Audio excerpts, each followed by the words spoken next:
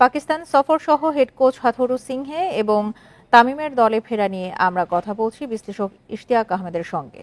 একটা দেশে যেখানে যে সব প্রতিপক্ষ দল গিয়ে একটুখানি একটু কশেস থাকে, কারণ পাকিস্তানের বিশেষ করে তাদের যে ফাস্ট বোলিং অ্যাটাকটা, we all know this a very potent bowling attack. তো সেটার সম্মুখীন হওয়াটা প্রথমত একটা চিন্তার ব্যাপার বাংলাদেশের জন্য আরো বেশি। এই জন্য বাংলাদেশের আমাদের যারা ওপেনিং ব্যাটার্সরা, আমরা যে সব কয়টা ফরম্যাটে আমরা দেখেছি যে একটা জায়গায় আমরা যথেষ্ট উইক রয়েছি এখন পর্যন্ত। সেটা আমার মনে হয় যে যদি আমরা সামনে নিতে পারি যে ইনিশিয়াল ওপেনিং অনস্লট, আমি বলছি একদম ডাইরেক্টলি মাঠে গেলে কি জিনিসটা আমরা ফেস করব। প্রথমেই তো ফেস করবো তাদের ফাস্ট বোলার। তাদের ফাস্ট বোলার আমরা জানি যে ভয়ঙ্কর। তাদের শাহিন আফ্রিদি, হারিস রফিক, নাসিম শাহ যে পেসে বোলিং করে ওই রকম উইকেটে আমাদের ব্যাটসম্যানের যারা সবসময় সব ফরম্যাটে একটু স্ট্রাগল করে, সেখানে ওইটা একটা আমার মনে হয় যে ইনিশিয়াল স্টেজে উইল বি বিগ কনসার্ন। তবে এনকারেজিং পার্ট হচ্ছে অস্ট্রেলিয়াতে যে দলটা গেছে সেখানে মাহমুদ হাসান জয় এবং Sadman Ali Islam, I hope they are both there. তারা ওই কন্ডিশনে মোটামুটি ভালো পারফর্ম করেছে। সুতরাং আশা জাগানো কিছু কিছু ব্যাপার রয়েছে। হাতুরু সিং এর কমিটমেন্টটা কতখানি তো আমরা সেটা দেখতেই পাচ্ছি। মানে তার খুব বেশি, মানে খুব বেশি কি কমিটমেন্ট তার রয়েছে দেখেন এই ওয়ার্ল্ড কাপ খেলার পরে।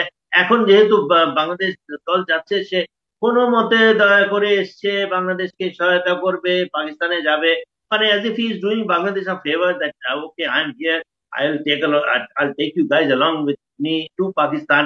মানে তার মধ্যে ওই গাছাড়া ভাব একটা approach. This kind of coaches should be kicked in the back side, and they don't, they are not needed in Bangladesh.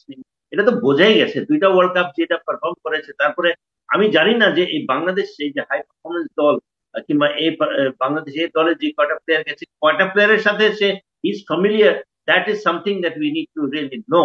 আমার মনে হয় যে তার যে যে যে কয়টা প্লেয়ার বাংলাদেশ দলে খেলেছে তাদের সাথে মনে একটা ইন্টারাকশন আছে। He is a coach who so highly expensive coach.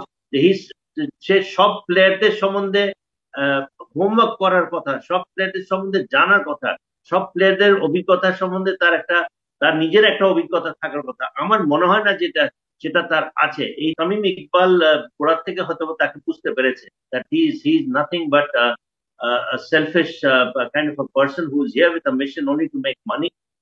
প্রথম দিকে আমরা ভেবেছিলাম যে না, he is a committed coach, he'll make a world of difference for Bangladesh cricket team। সে কিছুই করতে পারেনি, বাংলাদেশকে আরো পিছাচ্ছে দিন দিন। এবং তামিম ইকবাল, আমি বলছি না তামিম ইকবাল যে সার্কামস্টান্সেস এ বেরিয়েছে, দেখো that surely was not the right thing.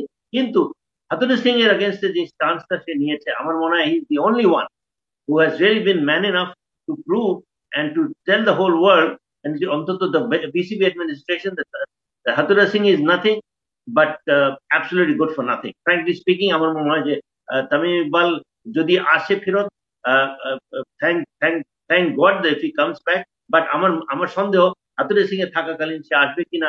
I have my doubts.